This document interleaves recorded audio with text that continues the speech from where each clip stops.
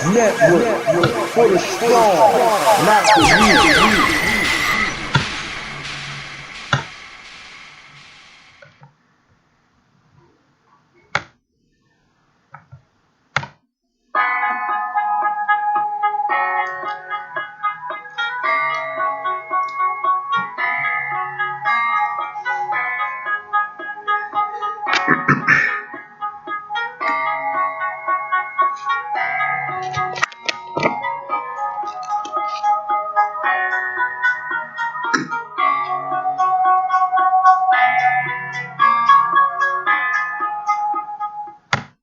No escaping this.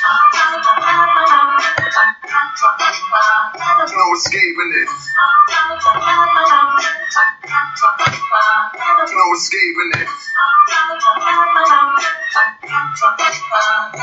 escaping this. No escaping this. No escaping this. No escaping this. No one's ready to deal with us. No escaping this. No escaping this. No escaping. No one's ready to deal with us. No escaping this. No escaping this. No escaping. No one's ready to deal with us. No escaping this. No escaping this. No escaping. No one's ready to deal with us. You are listening to the End of the Bench podcast on Built for This Network, hosted by my man HRap.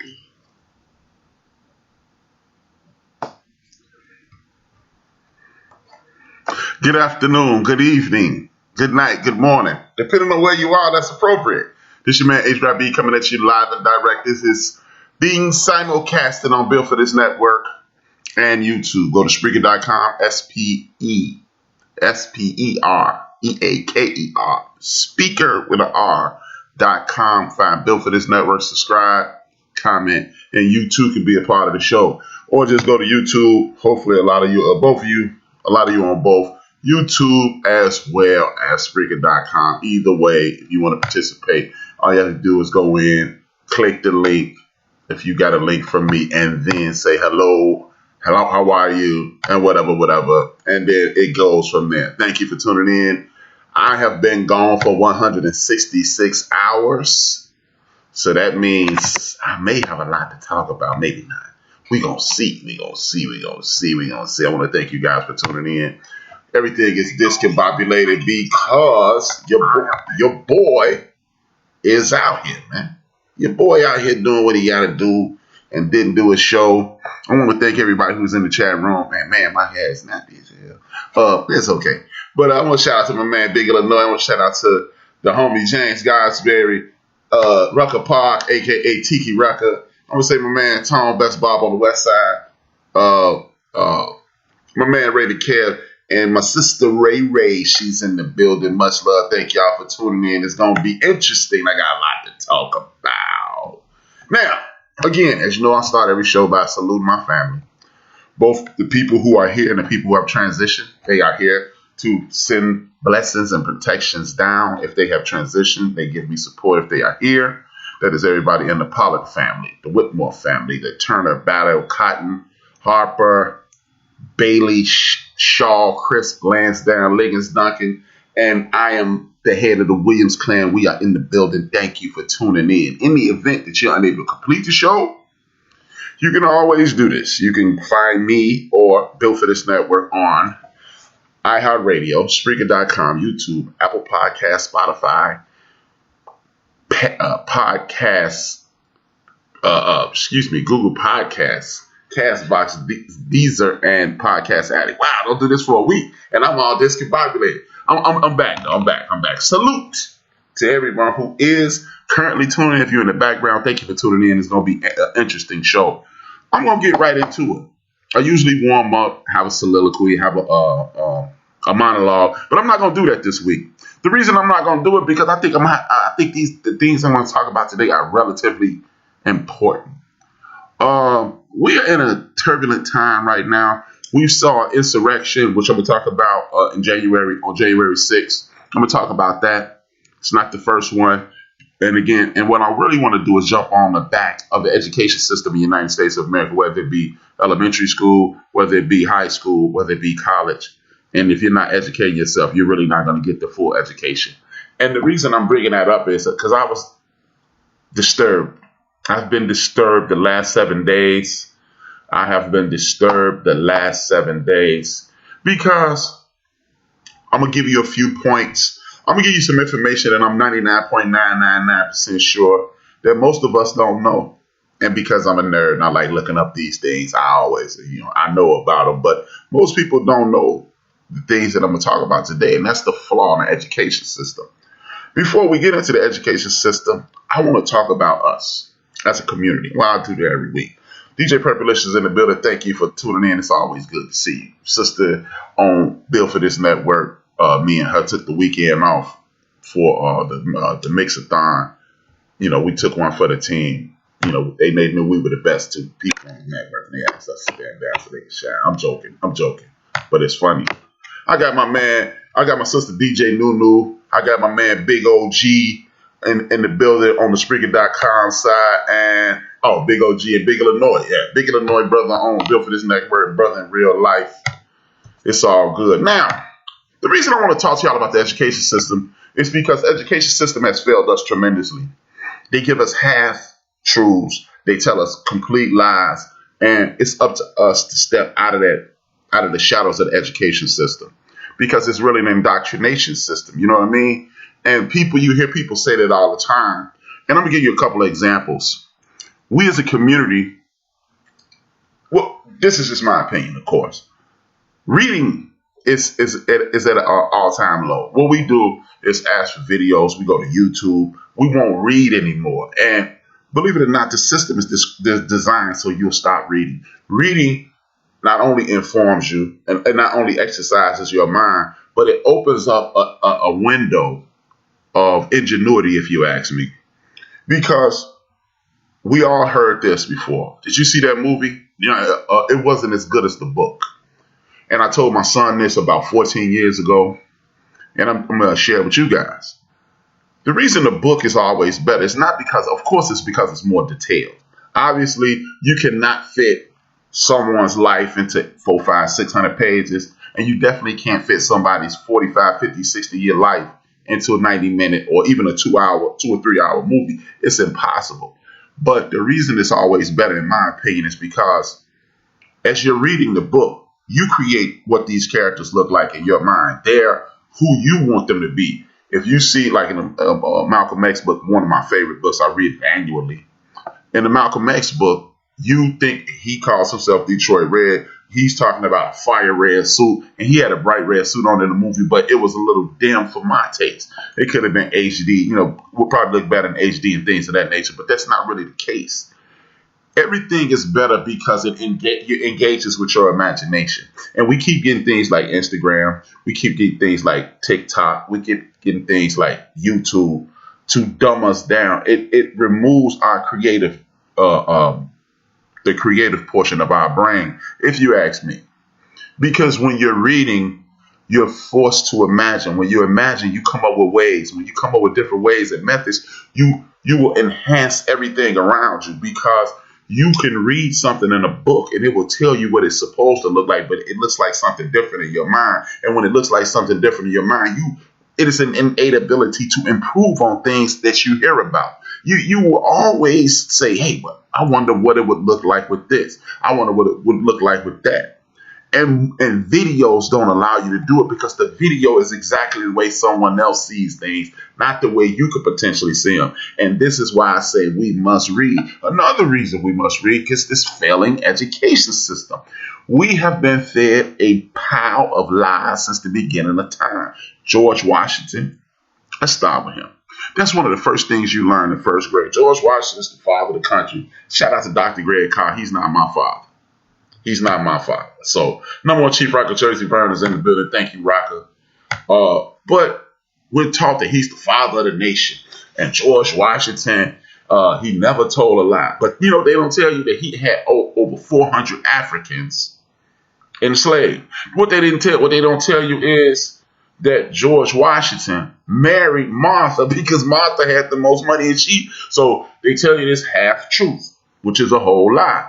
George Washington married Martha Washington because her parents had a big pile of money. So when they teach you this lie, George Washington, he freed his enslaved Africans when he left office. Well, he only had a few because he didn't have that much money. But did he free the enslaved Africans that Martha had? No, he did not. Something else they don't teach you that. George Washington master cook was this master chef by the name of Hercules. He had a sister named Ona and Hercules Judge. They both were Ona Judge. She escaped. And she knew the lays of the land. So she knew if I'm away from this plantation for 30 days, what happens is I'm a free person. I ain't got to fight for my liberty anymore. And they don't teach you that her and George Washington were corresponding via mail. A enslaved African with the president of the United States, with the first president of the United States. See, you wonder how that happens. You know what else they teach you? They teach you that it was illegal for us to read, and we would get killed to read. But what they don't teach you is, and I'm gonna have a video. I got a video about some of the richest men in the history, or some of the richest people who were enslaved. So I'm gonna show you what I'm talking about. I want to send a shout out to my main man D Great and my main man Joe and Black Swan. They all in the building. Thank y'all for the support. See, when you learn things, the reason you're not taught these things is because I'm gonna just go by what Marcus Garvey said. What Africans can do, Africans will do. And when you learn that, wait a minute, you had some of our ancestors 200 years ago read. They were, wait a minute. You had some of our ancestors 200 years ago that did these things. By the way, just for, how we have the Black Expo. There was a Black Expo in the early 1800s with free Africans that are in America. And again, I'm going to show you a video clip. It's about 10 minutes in a little while to show you some of the richest people in America, in America at that time. And they were enslaved. They were not enslaved. They walked around like me and you do today. See, this is why the education system is failing us. This is why it is designed to hurt you. This is never going to be designed to help you, because if they help you, if we get even, we're going to leave them. And they believe that if we ever get the power that we deserve, that we will destroy them. But it's not in our nature. We don't have time to hate you. We're trying to figure out ways to love ourselves. And the way you can love yourself is to read. And I hate to sound, I'm on a soapbox here. Y'all tune in because I'm on a damn soapbox. So here it is. We must start to read, brothers and sisters. We have to. Because when you read, you will empower yourself. Information is the most empowering thing in the world. See, when I say education, I don't mean go to somebody's school and learn things. One of the greatest playwrights in the history of America, he's a brother. His name is August Wilson. He made Mom's Black Bottom, and he wrote Fences. He dropped out of school in 9th grade because he realized the racism. See, education does not come with somebody lecturing to you. And if you disagree, all you have to do is look up the Harvard study about lecture style teaching. That's the teaching that me and you and most of us found, unless you went into a Montessori school, that's the teaching that most of us found ourselves indoctrinated in. It only works on 20% of the class. And so you might need to be an auditory learner in order to obtain that information. Unless you're just going to bust your behind and learn it, and then you get indoctrinated. So what good is it? Because, see, they know that you're listening to that instructor at the front of the class, and you're going to regurgitate things so you can pass the test Friday, and then once you pass that Friday, it goes out of your head. But if you go to any public library, or if you go to Barnes & Nobles or Amazon, and show you how old I am, go to Amazon.com and buy a book. And then what you can do is find out information. See, one of the reasons that you are forbidden to read is because it's hard to indoctrinate somebody. Y'all listen to me. You may be turned on by some of the things that I'm saying, but more than likely at the end of the night, when y'all turn off and go see my man Dog show tonight, y'all, it's going to be gone. It's out of here. It's no longer there. Some of the stuff you'll retain, but other things you won't. But when you read something, you are literally programming yourself. You are digesting something, and it becomes a part of you. And you take, because you took time out your day to go get a book. You took time out your day to read this book, and you took time out your day to adjust, adapt, digest, and then let it become a part of you, and it stays there. That's why the people who were in control, that's my man Tariq Nasheed say, the dominant society, that's why they don't want you to read. That's why you have so many, that's why you have so much access to videos, because videos are there to program you. Again, they don't tell the whole story. And this is what annoys the hell out of me, because we are allowing ourselves to be indoctrinated. People, do y'all understand? And the video I'm going to show you shortly, the reason slavery became permanent is because, y'all heard me say this on the show before, because of this brother named Anthony Johnson. He's from the continent. And he sued for the right to keep a brother on his plantation. The good thing is, I don't know if that's the good thing, but he only had 5 people enslaved, and 4 of them was white. So it ain't cool to enslave anybody, but if you don't have 4 or 5, 1 brother, and 4 white guys, I'm gonna have to give you a pass. But it's just a situation to whereas he from Angola, so Africa. So these are the things that I'm talking about. When you don't have the ability to understand the tyranny that you're being exposed to, you go through attempting to ascend to what a plateau that somebody else set for you. Again, to quote another one of our ancestors, the great Dr. W.B. Du Bois, right? W.B. Du Bois, shortly before he passed away, he made this statement. Y'all heard me say this before. He said, in the event, he said, you know what, some of these laws are going to change. And when these laws change, what's going to happen is our young people will drop out of school because the schools are not catered to them. And we're going to have to, he said, we're going to have to identify ourselves, because they're going to integrate these schools.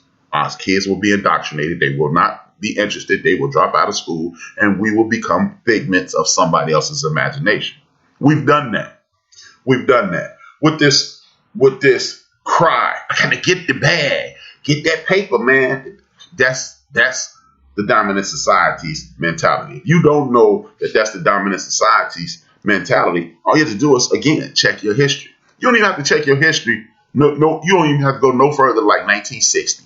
Just go back to 1960. Ask your aunts, ask your grandparents, ask your cousins who are older than you what a rent party is. You used to see it on Good Times. People get behind on their bills. You know they busted their behind every week. We're not going to let you get kicked out of your crib. We're going to throw a party. We're going to throw a card game. We're going to get your rent together. We're going to give it to you. See, those are people who have what is called, there's 2 things that make a community work. A governance structure, when you govern yourself, and there's a social structure. We should be adhering to a governance structure instead of a social structure. But we do the social thing. That's why we buy Gucci. That's why I actually had someone criticize me recently for buying a TV that they thought I should have had a big one. Because most guys get a 60-inch TV and you only got a 50. That's a social structure. We call it keeping up with the Joneses. We care what other people think of us versus what we think of ourselves. That's a governance structure. How do you see social structure? How do you see yourself? How do people see you as a social structure? How do you see yourself? We need to start taking a step back and get back into how do we see each other? Because when you start saying, how do I see the number 1 chief rocker? How do I see Teresa? How do I see Ray Ray? How does Ray Ray see me? Those are the only people who actually give a damn. Those are the only people who actually care. They're the only people that actually count. Do Big Illinois think I'm a cool person? Yeah, because guess what? Big Illinois, if he didn't, he would call me and say, B, you tripping. But do I have the nicest car? Do I have the nicest house? Do I wear the nicest clothes? That's a social thing. And who gives a damn what the general public thinks of our community? See, as I watched this documentary, which I'm going to touch on yesterday, about the Tulsa thing, and actually the Tulsa thing went down today, 100 years ago. As of this very moment, our ancestors were being lynched, our ancestors were being murdered, our ancestors were being killed 100 years ago right now. So salute to our ancestors' prayers. Hopefully you're resting in power, and give me the strength to continue this show. How about that? But these are the things that I'm talking about. In a governance structure, we don't care what somebody else thinks, because guess what? You want to be me. That's the thing we fail to realize. These people who don't like us, who tell us we're not good enough, and we buy into that nonsense, they really want to be us. Because without us, there is no them. You make statements like inventions are born out of necessity. So if you're the dominant society and you didn't have somebody else doing all your labor, you don't invent the cotton gin, you don't invent the washing machine, you don't invent the dustpan. Guess why? Because you don't give a damn. You don't invent the phonograph. You know why? Because you got somebody who will sing that song to you every day. See, these are the things. This is why you don't know that things that we would consider that have nothing to do with our community are invented by our community. The banjo. It's an African instrument, but you weren't taught that, because all you saw was, if you're as old as I am, you turn on Channel 5, you see Roy Clark and Dolly Parton them playing the banjo, and you think that's a white thing. It's not. See, these are the things that we have to see. This is why I say, when you read these things, and it's not I'm not talking down to anybody, because we live in a time of sensitivity. I'm not talking down to anybody. I'm trying to uplift everybody. And when you read these things, they'll stick in your head. Hopefully this inspires you. Guess what? You don't even have to read a book. Just Google it and then check it on 3 or 4 different sites. Y'all heard me when I said the algorithm thing is designed to give you a lie. So you must check it on 3 or 4 different sites. Like if you see a word, you go to etymology.com. Etymology.com, spelled phonetically with an E. Etymology.com will give you the root of every word that you will ever say in your life, tell you exactly where it comes from. Like the word vainglorious. It was in a rap song back in the 90s, vainglorious. It tells you what that means. You thought Professor X made that up, but it's an actual word. See, when we do these things, it spurs on the interest to continue to learn. And when you got the interest to continue to learn, then it's nothing. It's nothing you cannot do. You are literally unstoppable. But they're not going to give you the truth. They're not going to give you the truth on anything. And if they ain't giving you the truth, then you're going to suffer. As a matter of fact, it's a book like this. This is a book that I think all of us need to read. See, it is this book, The Color of Money. The Color of Money is a very important book that I think we all need to read. It's only $14.99 on Amazon. Please don't get it. Go to the library. Don't buy it. You pay taxes every day to keep them damn libraries open. Go get it. If they don't have it at your library, have them order it. It's free. You pick it up, you read it, you bring it back, and then you are enhanced. That book tells you how the United States government set up things to basically imprison you in your neighborhood. How banks stole money from you. How that creep, Abraham Lincoln set up the Freedmen's Bank, and these creeps behind him, who probably was in on his assassination, had people stealing money. Had them shut down the Freedmen's Bank after they put that bullet in his head and took all our money. These are the things that I want you to understand, man. This is why you have to read.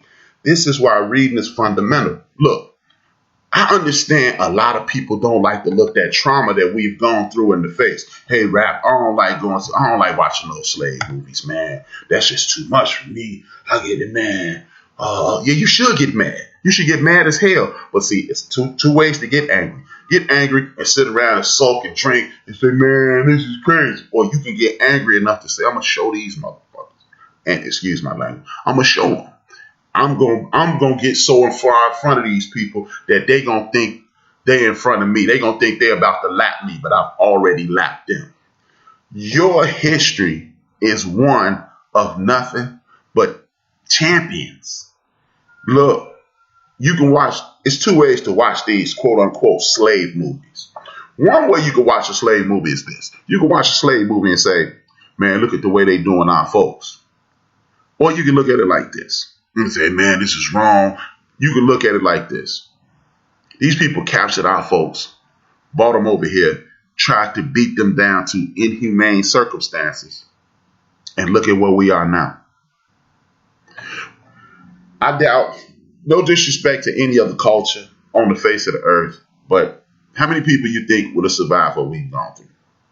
Seriously. Now, if you're on the YouTube side, please hit that like button. Please, please, please. James Brown, please hit that like button. Hit that like button. Hit that like button, please. Thank you. But like I said, man, how many people do you think? And if you're on the Spreaker.com side, hell yeah, hit that like button. Y'all already know the Spreaker side, hit the like button. But how many people would have survived that? You stopped me from reading. You raped my wife. You raped my mother. You took my daughter and raped her. You raped me. And I can still stand here as a man 200 years later after you did all that to me. Every time I've attempted to overcome something, you put in obstacles and we still jumped over those walls. See, we have to stop falling for the narrative of, man, they just making us bad. First of all, you're not a slave. At the end of the day, you're a prisoner of war. You are a prisoner of war. And why do I call you a prisoner of war? Because you've been under attack since 1619. And now they are doing this in the education system. They don't want to talk about anything, and I quote, that makes a white person feel uncomfortable. I'll pause for a second to make sure you heard me. They trying to make it illegal to talk about anything that make white people feel uncomfortable. Meanwhile, you walking your ass up and down the street every day uncomfortable as hell. Sisters walking down the street scared they're going to get raped. Brothers walking down the street scared of the Gestapo, of the police. Our kids scared that their mom and daddy might be taken from them. But you don't even want to talk about the things that your ancestors did to mine and that we had to overcome. This is why we must read. Because when we read, we find out about people like Ona Judge. Sister told George Washington, KMA, kiss my behind. But the other bird. And they corresponded. You find out about there were they give you half stories like the Trail of Tears when Andrew Jackson, he had a dude that's on the $20 bill, told all the indigenous peoples of North America, pack up your stuff, leave Georgia, Florida, Mississippi, and I'm gonna need you to go towards Oklahoma. What they don't tell you is those same indigenous folks, they had us as slaves in some cases. They had us as enslaved. They had Africans enslaved. Some of them were part of the village. Some of the Seminole, because again, when you look up Seminole on etymology.com, you find out the Seminole is called the untamable because they were mixed in. Some of the Seminoles look like this. And they were untamable because they probably had Ashanti or some of the Zulu blood in them. And then Ashanti and Zulu are some of the greatest warriors on the continent. So they're like, nah, we're not laying down. We told we'd tear this joint up. And Andrew Jackson forced them out. But see, this is the 1800s. It's the early 1800s, 40 years before our enslaved ancestors were let free so they can strategically try to kill us from that point instead of physically try to destroy us.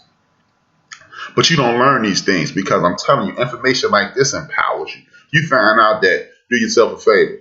Most of the guys that listen to my show and pay attention to this, y'all love sports, right? That means you know who Nicholas Chubb is for the Cleveland Browns, right? So Nicholas Chubb's grandfather, great-grandfather, they built a town in the middle of enslaved Georgia in the early 1800s that still stands today, Chubbville, Georgia. Real deal. See, when you find out things like that, oh man, you will realize that the little nonsense that we dealing with right now, we don't have to. We don't have to. Like the Tulsa thing. Tulsa, Oklahoma, they burnt us down. They burnt us out. They need to apologize. Hey, man, people who attempt to destroy you will never apologize. And if they do apologize, do they really mean it? If they don't mean it, what's the point? Why are we asking for people who are innately evil to apologize? You want an apology from someone who feels remorse, who feels as if what they've done is wrong. And, we always say, well, if somebody somewhere say, not all white people. But this is what I ask you. The brothers and sisters in Tulsa, Oklahoma have been fighting for reparations for what was done to the Greenwood and Pine area for 100 years as of today. As of right now, it's 100 years ago. Right now, it's going down. So we've been looking for restitution for 100 years. Where are our allies at? Because all the black people in town going, yeah, man, we screwed. We got screwed. But if we got allies, where are they? They need to be speaking louder than us because they know better than us. But nobody's speaking up loudly. See, but here's why you have to read. When you read, you find out our brothers and sisters did rebuild that town. I watched a documentary on Sunday. It was good. It was good. It was good for somebody who never really heard about it and never really had the information. It was very good for somebody like that. But for somebody like me who knew about it, why y'all ain't talk about the fact that our brothers and sisters rebuilt that part of town? And remember, to the people who consistently listen to my show, what did I tell you? I told you, talk to somebody who live in Miami, and they're gonna tell you 95 South go right through Liberty City. Guess why? Because that was a thriving black community, and they put an interstate right in the middle of it. I told you to check with my man D-Grade, who's in the chat room right now, the 405 freeway. East side, now they got east side and west side Crips. Guess what separates those dudes? The 405 freeway. In Chicago, Illinois, the Dan Ryan freeway separates what used to be called Bronzeville, a thriving black community. See, it goes from innate terror to systematic destruction of a community. See, because a freeway is not a bad thing. How y'all tripping? But you know why it's a bad thing? Because there's a bunch of black businesses that you enforce eminent domain upon. And that's how some of these football stadiums get built. That's how some of these basketball stadiums get built. That's how some of these baseball stadiums. Because you got your grandmother, my grandmother, and everybody around us, grandmother and grandparents didn't bought homes. And now we want this land because right where we need to have a stadium, man, it's right near the public transportation, the United Center in the neighborhood I just moved away from. Put a whole bunch of people out. Oh, yeah, you paid $14,000 for this back in the 50s. We're going to give you 90. No, you should give me $500,000 for it, but I'm not going to get that. These are the things that, see, this is systematic racism. And you don't learn about those things because then you start looking at everybody like they're strange. And then you start talking about what could be and what might be. It almost like, it seems like, and then you'll know it is what it is. They did the same thing in Kansas City, putting the freeway through a thriving neighborhood. Shout out to my man, Ray the Kid. Exactly. See, they do these things, and that's not going to be in the history book how you took somebody's land. They're not going to put that in the history book. Tell you what, next time you come to Chicago, I'm going to take you to the neighborhood I grew up in. I'm going to take you to my dad's parents' house. And there's an FBI crime lab right there. I'm going to take you to my mother's mother house. And it's damn Costco there. Yeah. Still happening to this day. Just like I told y'all about a month ago about these institutions of higher learning. These institutions of higher learning that everybody tried to usher you in and say they're going to save the day. They just buy land in your community, make it devoid of taxes. Your schools are underfunded. Now your schools are underfunded. Your kids are undereducated. They can't excel and prevail. And guess what? They turn to crime. But you got to pull yourself up by your bootstraps, buddy. When you ran my whole family out the neighborhood, my school underfunded. You got to avoid a tax void right there because guess what? Institutions of higher learning, a.k.a. colleges and universities, are non-for-profit entities. If they're non-for-profit entities, guess what they're not doing? Paying taxes. If they're not paying taxes, who's going to fund those schools? It's the circle jerk. It is the circle jerk of life that when you're black, you get screwed. But it is what it is, brothers and sisters. It is what it is. So this is why you must educate yourself on these things so you can be angry and then do something with that angry energy. I don't need the brothers and sisters walking around, I hate white people. Man, it don't get you nowhere. You can hate anybody you want. Next time you think you're going to hate somebody for a long period of time, I need you to go get you some battery acid, take a big glass of it. Look at that person you hate and drink that and see if they die or you die. You're going to die. So hating somebody has nothing to do with this. What you're going to do is educate your brothers, sisters, nieces, nephews, cousins, aunts, and uncles. And you're going to galvanize your community. And we're going to get about this mess. See, contrary to what we believe, you can get out of this in a decade. We could be out of this in 2 presidential elections because that gives us enough time to educate our youngest. Our youngest, like we got 14, 15-year-olds. And then we can educate them on how you need to be a doctor, you need to be a lawyer, you need to be a writer, you need to be this, you need to be that. And we can do that nationwide, and we can rebuild a Greenwood everywhere in the United States. We can build an Africa town in every place in America. You know, my homeboy Diallo was on here last week, and he mentioned we have to stop looking back. We do. But we must take one long look back, absorb the history, teach our kids. See, if you're going to look back and focus, because the reason Diallo said he don't want to look back, it's because what we do is look back at half the story. Greenwood. But you don't talk about, how about this? As we're thinking about our ancestors in Greenwood, have we celebrated our ancestors for being one generation out of enslavement and created a monster like Greenwood? Do y'all know our ancestor, Peacock? I can't think of his first initials. By the way, a lot of our ancestors like W.B. Du Bois and R.J. Peacock and these other dudes, the reason they don't use their initials is because if you can't call me boy if you have to use my initials. I'm going to force the respect. So that's a little tidbit for you. But these dudes, the brother Peacock had one of the greatest hotels in America. Not in Black America, in America. It was insane. It was awesome. And J.B. Stratford is his name. Sorry. J.B. Stratford. One of the best hotels in America. Not one of the best black hotels. No, it's one of the best hotels in America. They had 5- and 6-story buildings 100 years ago. One generation out of enslavement. That means they were literally raised by people who were enslaved. They were raised by people who were enslaved. Their grandparents were enslaved.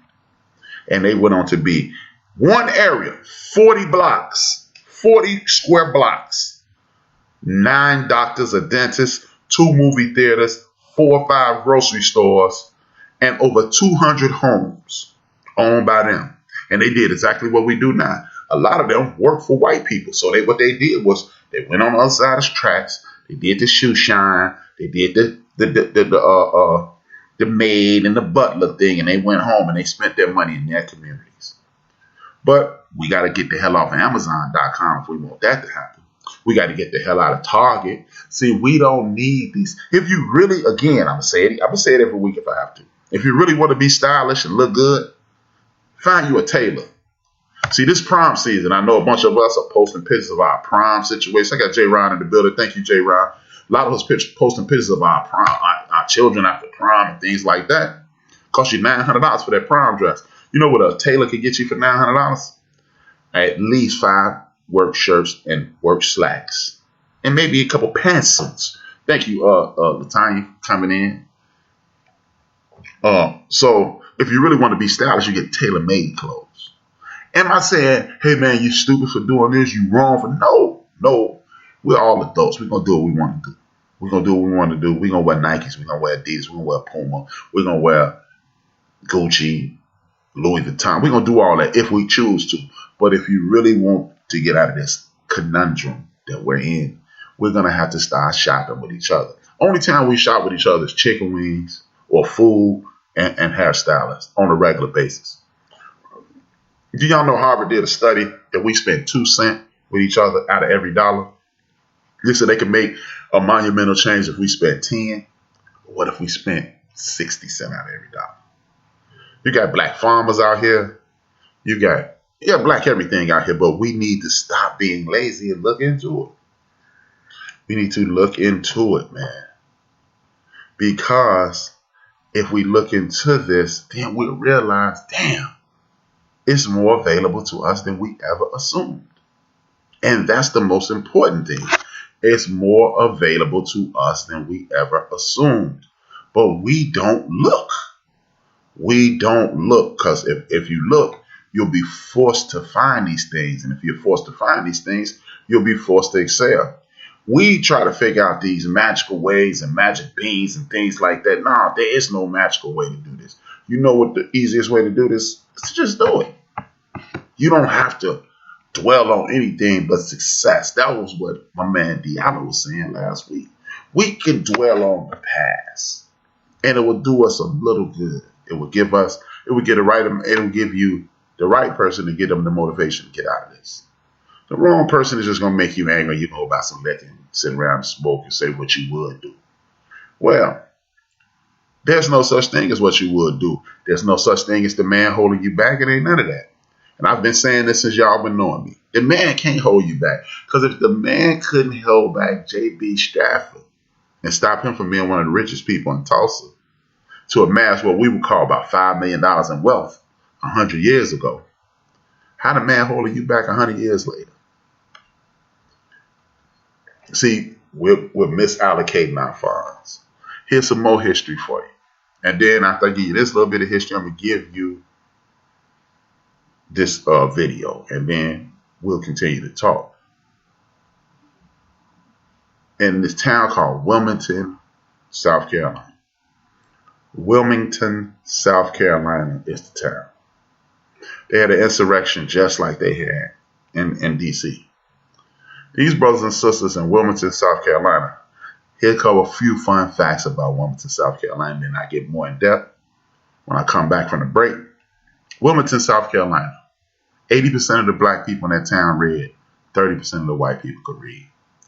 In the early 1800s, late 1700s, these people had black elected officials. They had a thriving community just like Black Wall Street. It wasn't as sophisticated as Black Wall Street because, of course, it was damn near 100 years before the Black Wall Street thing. But you don't learn those things because when you learn those things, that gives you the information. That information will fuel you to success. So I'll give you more when I come back. But these are the things I want you to keep in mind. What an African has done, an African can do. And those Africans did do it. So that means you can do it. So no more the man holding me back conversation. And I'll be back in a second. In America's nascency, black people had it rough for sure. The majority endured a joyless life of servitude and hard labor under the heel of severe plantation owners. Some plucky African Americans, however, managed to escape this dire fate and went on to live illustrious lives acquiring wealth and status other colonists would envy. These individuals, through luck and wherewithal, were able to overcome the status quo and triumph in spite of a system rigged against them. They serve as an inspiration and testament to the strength of the human spirit and the will to succeed. Number 10, Paul Coffey. Paul Coffey was a prodigious sea captain and entrepreneur born in 1759. His father, Coffey Slocum, was a freed slave, and his mother was a Native American named Ruth Moses. Paul Coffey grew up in Massachusetts as the youngest of 10 children. Although he had no formal education, he was able to learn arithmetic and navigation through a family friend. He taught himself to read and write and held various jobs as a farmer, carpenter, and fisherman. In 1776, his hard work earned him enough money to purchase a 116-acre farm in Dartmouth, Massachusetts. Coffey managed to build a lucrative shipping business and establish the first racially integrated school in Westport, Massachusetts. He is also credited as the first free African American to visit the White House and meet with a sitting president. Coffey was politically active and sought to establish a prosperous colony for black people to return to in Africa. Coffey died in 1817 and left behind an estate with an estimated value of almost $20,000, which today equates to roughly $500,000. Number 9, Anthony Johnson.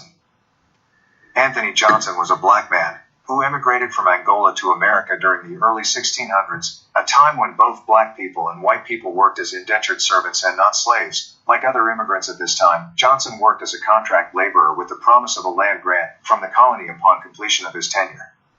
He worked on a tobacco farm until he gained his freedom. Then he purchased 250 acres of land and ran his own successful tobacco farm. Johnson became one of the first property owners of African descent in the 13 colonies and bought the contracted labor of 5 indentured servants, 4 of whom were white.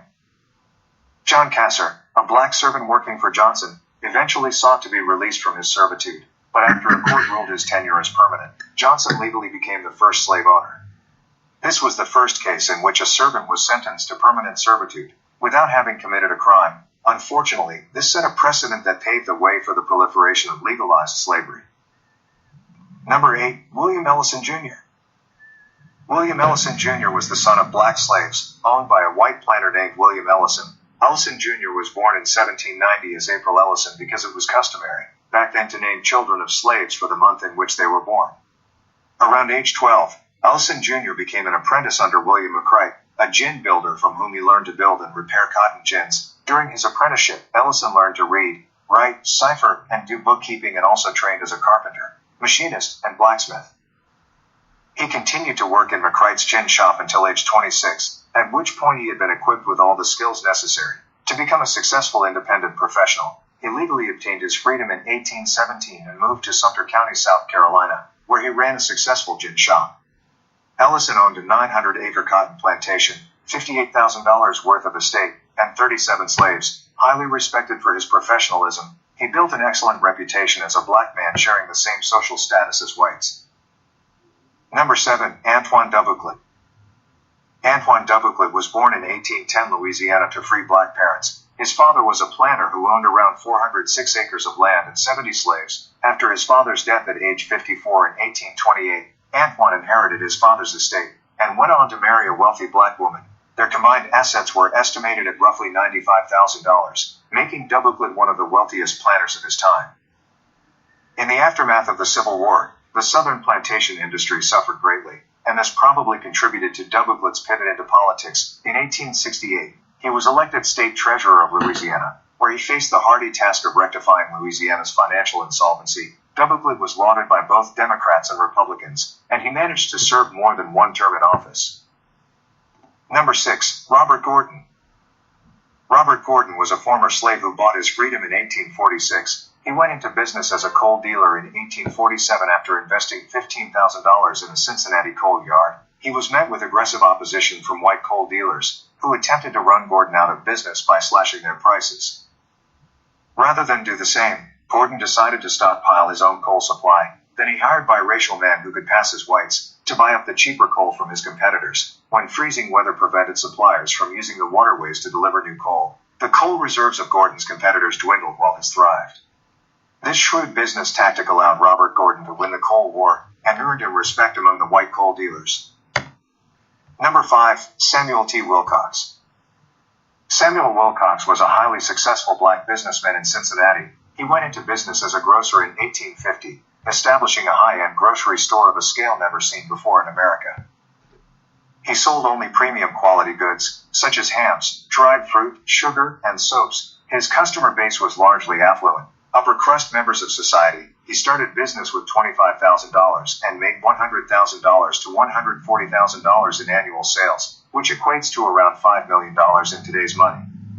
His business later declined due to Wilcox's negligence and taste for an extravagant lifestyle. His estate had an estimated worth of $60,000. Number 4. William Alexander Leinster Jr. William Alexander Leinster Jr. was a mixed-race man who rose to great distinction. His father was a Danish sugar planter, and his mother was an American of Spanish and African descent. In 1841, Leinster Jr. arrived in California via a 106-ton schooner called Julia N. He set about establishing numerous business ventures, including a successful shipyard, lumberyard, and ship chandlery shop. He served as treasurer in San Francisco and built the city's first hotel. Leinster Jr. is regarded as the first millionaire in America of black descent. In 1856, his estate was valued at $1.4 million, which is equivalent to over $20 million today. Number 3. James Forten. James Forten was an accomplished, Philadelphia-born free black man. He was born September 2, 1766, and joined the Continental Navy at age 15. He survived capture by the British when they seized the Royal Louis, a vessel on which he was a crewman. After that ordeal, he was undertook an apprenticeship as a sailmaker. He invented a sailmaking device that brought him great fortune. By the 1830s, his estimated worth was $100,000, which equates to roughly $2.5 million in today's money. Forten became a leader in the black community and advocated for the abolishment of slavery. He refused to do business with slave trade vessels, and he invested his money into anti-slavery initiatives. He also helped to enlist 2,500 black volunteers to defend Philadelphia during the War of 1812. Number 2, Amanda America Dixon. Amanda America Dixon was a biracial woman who became one of the wealthiest African American women in 19th century America. Although she was born into slavery in 1849, Amanda enjoyed a more privileged childhood than other black girls. Her father was a white Georgia plantation owner, and her mother was a slave girl whom he had raped when she was only 12. Amanda was raised by her white grandmother with whom she had a close relationship. She learned to read and write and play piano, and was sheltered away from the harsh reality her maternal cousins experienced. When Amanda's father died in 1885, she was bequeathed most of his estate, including 17,000 acres of land, much to the chagrin of her snubbed white relatives. Amanda later left the plantation and moved into a racially integrated, affluent community in Augusta, Georgia. She attended Atlanta University, married her white cousin Charles Eubanks, and later remarried a fellow upper-class biracial man named Nathan Toomer. Amanda died June 11, 1893, of neurasthenia. Number 1, Bridget Mason. Bridget Mason was a black female slave who later gained her freedom. Thanks to the help of her white son-in-law, Charles Owens, Bridget birthed 3 daughters, each of whom was fathered by her slave master, Robert Smith. After converting to Mormonism, Smith and his wife moved to Utah in a wagon, forcing Bridget to follow on foot. A church leader tried to convince Smith to free his slaves, but Smith was unwilling. The church leader did, however, persuade Smith to move to California, which Smith was likely unaware had entered the Union as a free state. Bridget Mason obtained her freedom in 1856 and worked as a nurse in Los Angeles. She eventually saved enough money to purchase 2 estates, making her one of the first black women to own property in Los Angeles. Over several years, she bought and managed more property. She leased out this property commercially and sold portions of it. As Los Angeles grew, so did the value of her real estate. In 1872, she financed the city's first black church. By the late 1800s, Mason had acquired a fortune of $300,000, making her the wealthiest black woman in the city.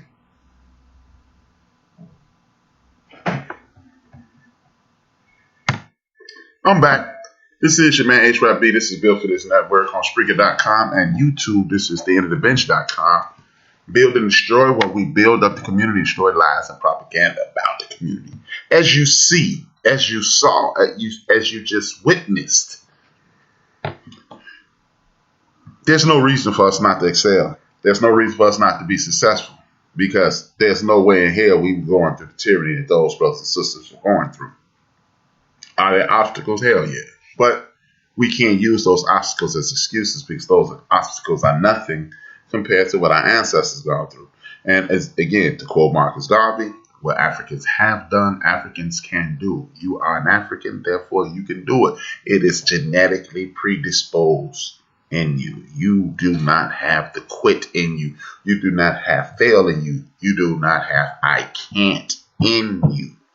And this is why I did this, man, because you have things, places like Wilmington. Look, the brothers and sisters back then ran the town. It ended up the same way Black Wall Street ended up and was destroyed, and our brothers and sisters were run out of town and their lives were threatened. But when you learn that that can happen, you also can rebuild, reestablish, purchase land, because guess what? The reason you need to purchase land, because God ain't making no more land. He making another pair of Nikes, Adidas, Reeboks, another car, but he not making any more land. This is it. What we see is what we're going to get. Maybe a volcanic eruption may add a couple more pieces, but the earth ain't going to get no bigger. And the reason I'm saying this is this. It's time for us to look at our past, see where we came from. We came from nothing in this country, and then we built an empire. Now, the empire is always under attack, and every empire in the history of the world has been under attack. What you also do is, as I stated, we have to start reading. Because I gave you a snippet of those people's lives. Now you can go find other people who are equally successful, which will build up your mind, create imagination. You create imagination, as James Baldwin say, you must go to where your blood boils. You can either get mad and do something, or you can get mad and do nothing. But I'm assuming most of us will get mad and do something. Shout out to my man DJ Mad, not show killers in the building.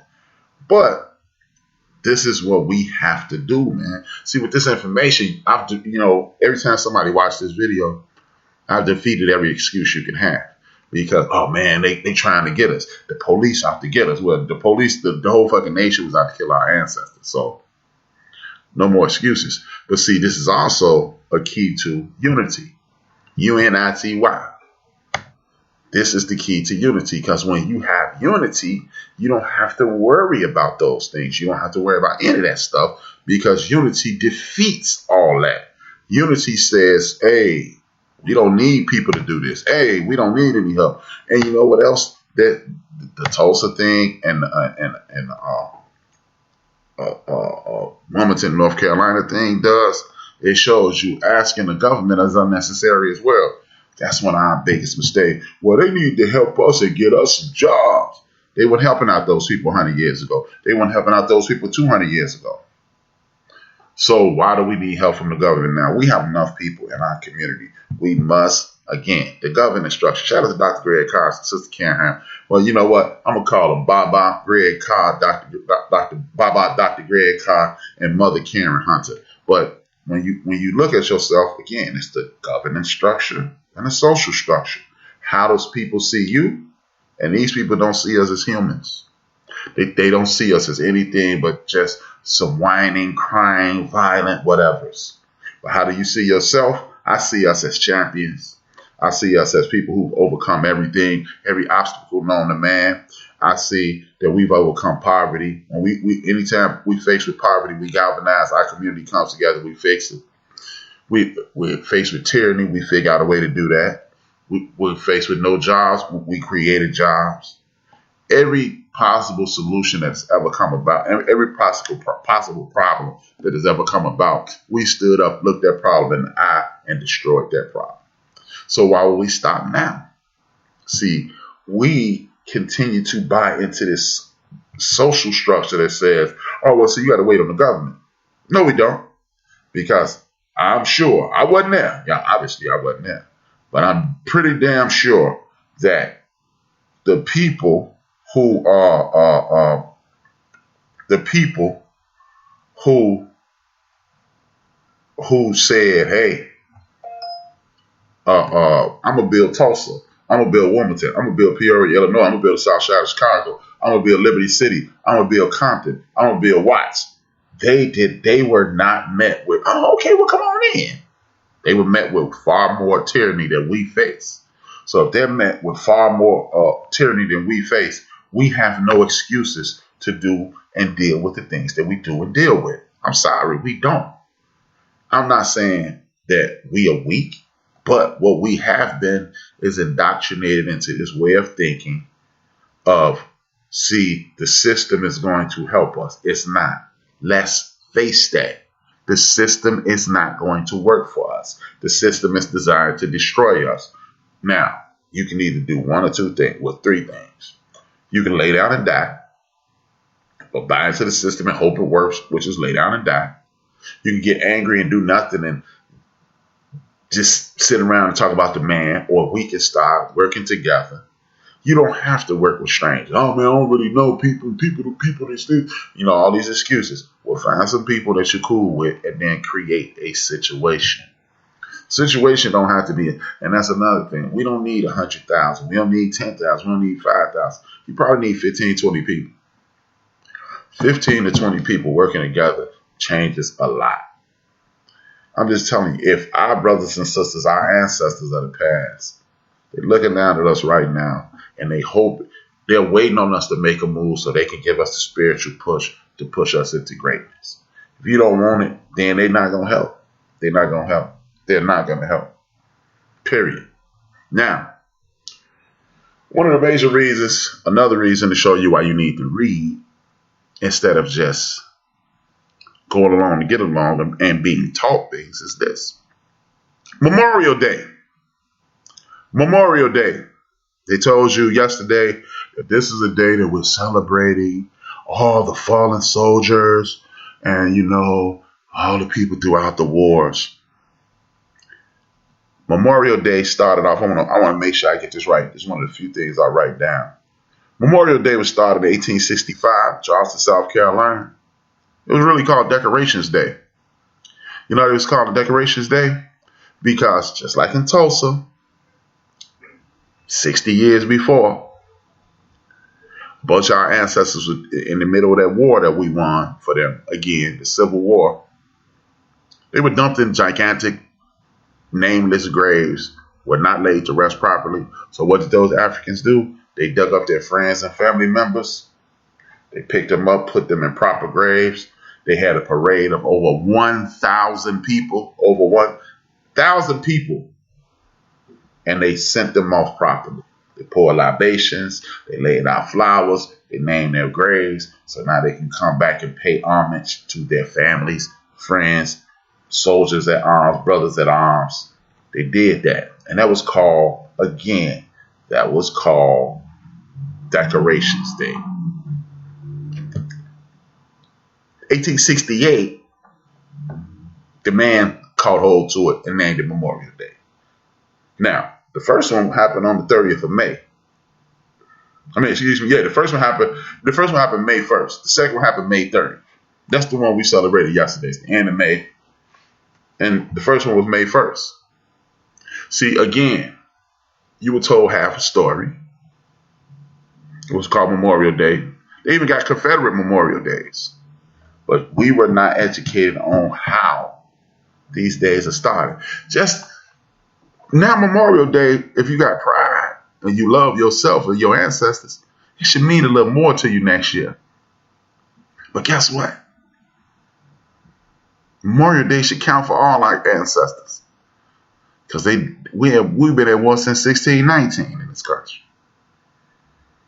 Yeah, we've been at war for 400 years, 402 years. So every time somebody dies, even if they die regular life, they have to face this tyranny in this country, unless they get lucky. But by and large, all of us have to face that tyranny. So Memorial Day is for me and you. If you ever got harassed by a police officer, talk crazy to at the office by some white boss, that's some white woman at work or interaction or whatever, somebody disrespect you in the store, any interaction with racism, tyranny, and oppression, you at war. So these are the things that we have to be aware of. These are the things that we've overcome and nobody talks about. Nobody talks about the greatness that it takes for an entire community to suppress terror, to suppress discrimination, to suppress trauma.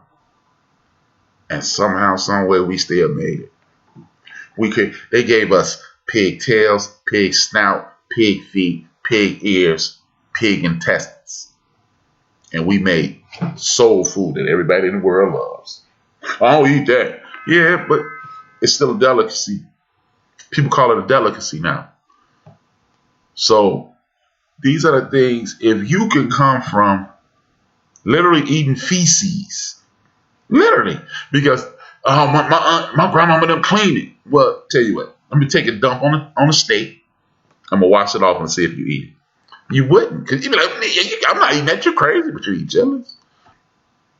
So, and I'm not, again, man, this is not denigrating anybody. I'm just saying, if we can come from that to us eating steak, shrimp, you eating steak and shrimp and filet mignon and venison and all this. Some of us have PhDs, some of us own businesses. We really don't have a reason to allow that tyranny to hold us back, because we've beat it before. We beat it every day. The fact, Al Bundy said this once. I know I'm tripping with the Al Bundy reference, but he was like, the fact that he said, I used to be a star football player in high school. I married the wrong woman. I got some horrible kids. I got a job that I hate. And the fact that I come home and don't put a bullet in my head every day means I'm winning. Well, we've gone through way worse than that. And none of us killing ourselves. Well, some of us are, but by and large, we're not killing ourselves. So we're winning. Stop believing the TV, because All crime is not connected to black people. We remember last year, it's almost a year now, we were on Big Illinois show. 60 people shot in Chicago. Me and Big Illinois told the co-hosts, people on there, and all of them said, man, we got to do better. Because they assumed that it was us. But it was equally spread throughout the entire city, all 60 shooters. There was some in the Muslim neighborhood, some in the affluent white neighborhood, some in the what's called the Ukraine village, where Europeans that come over, they live over there. The Latino, two of the Latino communities, the Puerto Rican and the Mexican community here. The immigrant community on the far northeast side. It was all over the city. But people attribute it to us.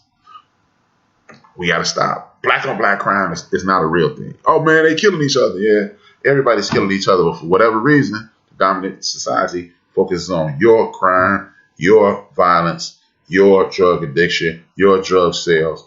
They only focus on us. So we cannot allow people governance structure, social structure, how people see you, how you see yourself. All we need to worry about is how we see ourselves. The governance structure. The social structure is totally irrelevant to us. It has no bearing on your day. Because most of us sit around, I don't give a damn what nobody think about me. And then you go on and listen to white folks say you ain't no good, and you go, man, we gotta stop. Come on, y'all, we better than that. One thing I have to say before I close the door on this episode. I rarely, and this might be the last, this is a rare situation, but I think I need to speak on this. Sister Monique. Now, later on tonight, I'm being tasty talk. Cutting up and clowning and acting a fool like I always do. We have a good time in tasty talk. And it's this Sister Gigi, I always call it, bonnet wearing bees. It's a joke. It's inside of our social structure, so we can tell those kinds of jokes. Monique says sisters need to stop wearing jogging pants, sweatpants, and pajama pants to these damn grocery stores and looking like fools. When do we lose the ability to carry ourselves in an upstanding way? And a lot of people say, yeah, Monique, they don't need to be wearing them bonnets outside. They don't need to be doing this. They don't need to be doing that. The only reason I'm addressing this is this. For the last, 3 years, our sister Monique has been complaining that brothers and sisters have judged her wrongly, and they said she was hard to get along with, and she was difficult, right? Monique didn't like that. And then she talked about y'all always doing what these white folks want y'all to do, yada, yada, yada. You know, everybody, well, let's boycott this. And Captain Tap Dance, a.k.a. Steve Harvey, they fell out briefly, and then they talked about it. And you were supposed to protect me from the system. Now, the sad thing about that is Monique just did that to those young sisters. I personally know of people. Last time I was in the airport, I saw a bunch of white girls with the same thing. They hair all over the place, ball caps on their head to cover up their matty hair, pajamas and sleep pants, walking through the airport with flip-flops and stuff like that. The same thing Monique criticized those young sisters about. But again, we put the spotlight on our folks instead of just looking around and see that's normal behavior. 2, Monique, you don't like the fact the system played you to the right. I'm left-handed. I don't play nothing to the right. I may play to the left. Y'all not gonna get me say it. But you don't like the system plays you to the right. But what you want the young sisters to do is dress up in accordance to the social structure. All you have to do, this is what I want you to do, Sister Monique. I know you listening. And the brothers and sisters who listen, I know y'all listening. I want y'all to watch this documentary called High on the Hog.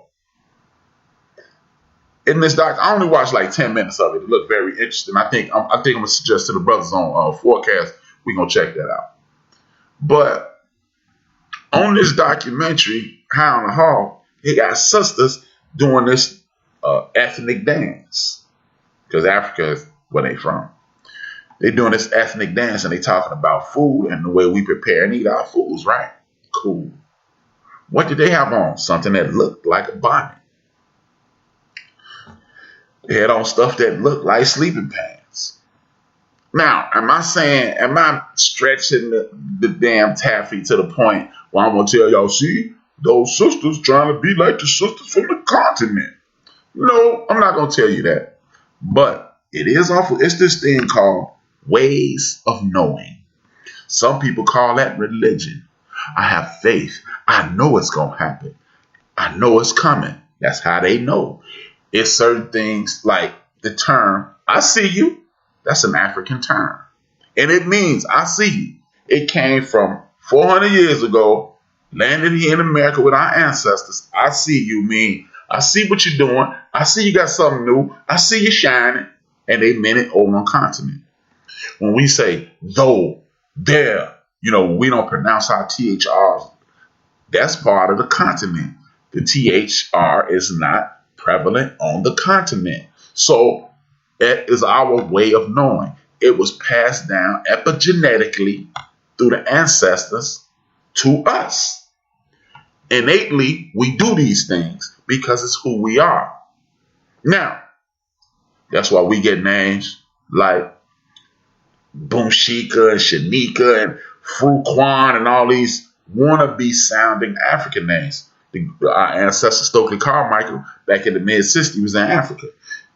He bumped into this couple who said, hey man, we just named our daughter an African name. And they said the name. He said, oh, what it mean? They be like, we don't know. It just sound African. We made it up because we innately want to connect with our homeland. And that could be why these sisters doing this. Or it could be an innate rebellion against the social structure. Because Monique, what she's not realizing is this. Do we want to look our best at all times? Yes. But am I going to get dressed? Because she mentioned the grocery store as well. Am I going to get up and put a suit on and go to the grocery store? Hell no. No. And guess what, Sister Monique? You want them to dress like the very system that rejects you. You are going to want them to support you after you knock them. And when they don't support you, you're going to say, see, we don't support enough. Now, I understand, Monique, you have this fake facade, this fake image about I'm everybody's auntie and I'm just going to sit you down and tell you what I'm going to tell you on the fake Claire Huxtable side of the game. I get it. But you don't have to denigrate anybody to get your point across, Sister Monique. You don't have to do that. How about this, sister? As you travel the nation, ask her, when you're doing your stand-up, primarily you have an urban crowd. When you're doing your shows, address the sisters in that show. I'm going to need my sisters to start dressing appropriately, yada, yada, yada, in the shows. Make it a part of your forum. Crack some jokes on them. Ingratiate them, uplift them, and then walk away. This is the same thing that had cats like me and other people from the hip-hop community looking at Bill Cosby like he was crazy. Because everybody who live in the projects ain't a hoodlum. Everybody in the hood don't wear their pants off their behinds. We don't commit crimes. And we can name our children whatever the hell we want. And me and people that run with me, we are immersed in our kids' life. So when you make that broad sweeping statement that brothers ain't no good and these sisters living in the projects, that's not true. Contrary to popular belief, 70% of black people in America live above the poverty line. 75% of us live above the poverty line. Contrary to popular belief, only 10% of the United States less than 10%. I checked in the 2013 last, and it was 9.2% 9.3% of the population. I checked it in 1977, it was 9.3. I checked it in 2013, it was 9.6. So I doubt it. If it only moved up 3% over a 40-year period, I doubt if it moved up a tremendous amount since in regards to drug use in America. So when you attribute all this negativity to our folks, you create you have officially erected a wall for us to get over that too. Because when you said Monique and you said Dr. Cosby, people from other cultures and people inside of our culture who like and respect you believe it and go with it. So in the future, if you want to uplift or help some people be in a better space, all I ask is address that group of people as you see them. Or if you have a platform, go to your platform. If you have an urban platform like this or others, address those people as they're in your chat room. Address those people as they're in your audience. Do not front our people off in public, because when you denigrate somebody from our community, you empower somebody else. So that's why if I ever catch another, I don't play the N-word around me. I was raised around black people. Well, you're going to need some of them to help you fight. I'm just letting you know. You're not going to say that N-word around me because you was raised around our folks and you think you're cool. You're going to get your teeth knocked out. I'm just saying. With that being said, I'm going to thank everybody for tuning in on Spreaker.com side. Always remember, you go to Spreaker.com, listen to the show at your leisure. You go to Spreaker.com, YouTube, Apple Podcasts, Spotify, iHeartRadio, Google Podcasts, Castbox, and Deezer. You can listen to the show. You can stop and go anytime you want, or you can come here to YouTube. And, that is built for this network. I'm part owner. And this is the name of my show, The End of the Bench, on YouTube. Visual. If you want to see the fade, see the salt and pepper, you can come to YouTube, check out the salt and pepper. But anyway, man, I want y'all to subscribe to the network on Spreaker.com. Subscribe to the network on YouTube, Apple Podcasts, Spotify, iHeartRadio, Google Podcasts, Castbox, Deezer, and Podcast Addict. Rate and leave a message, and then subscribe on YouTube for me. The End of the Bench podcast, Build and Destroy Watch, attempt to build up the community, destroy the lies and propaganda, as I'm gonna do every week. I want to salute Baba Greg Carr, Baba Joe Madison, Laree Daniel Favors, Clay Kane, Heather B, Al Sharpton, Craig Smith, Craig with a K, Corey Holcomb, Zoe Williams, Ray Grady, Talib Kweli, Noriega, Tariq Nasheed, and if I forgot you, as my sister Gigi say, charge to my head, don't charge to my heart. I want to thank everybody for tuning in. I want to salute to y'all, man. I'll be back Saturday, 5 p.m. with I don't know. I'm going to have something to talk about. I never run out, man. Did I say Clay Kane? Well, anybody who doing something for the culture, by and large, I want to salute you. I want to salute my partner, number one Chief Rocker Jersey Vern, my partner, DJ Mad Knox, my brother, Big Illinois, my sister, DJ Purplicious, my brother, Buster Bus, my brother, Mooka Dean, my brother, Cheers, and my brother, James Earl. We are the Built for This Network family. Thank y'all for tuning in. Continue to subscribe. Continue to look forward to our shows. You got Big Illinois back here. You got 2 times a week. You got number one Chief Rocker Jersey Burn Monday and Thursday. You got DJ Mad Knox. Knox might come on anytime, but he's scheduled for Tuesday, Wednesday, and Thursday. Hell, Knox scheduled for Tuesday, Thursday, and Friday. And he might pop up Monday like he did yesterday. He all over the place, man. He's Southboy Fat. He's everywhere. With that being said, man, y'all already know how I end every show. Dream those dreams and man up what up and live those dreams. Salute to Reggie O'Shea, a.k.a. Combat Jack. Dream those dreams and man up and woman up and live those dreams. Because life without dreams flows in black and white. Life with dreams flows in technicolor and surround sound. Salute to everybody in the podcast universe. And don't get mad because you can't do what I can. Like when Jordan went up, took that shot and switched hands. Don't get mad because you not me. I'm the fucking poster boy for Built for This Network, and I'm HRap B. We are Built for This Network, for the strong, not the weak.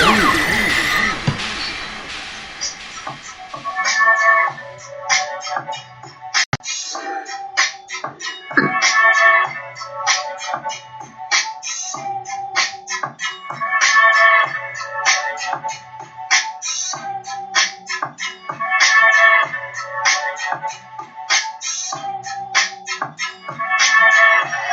gonna shut it down.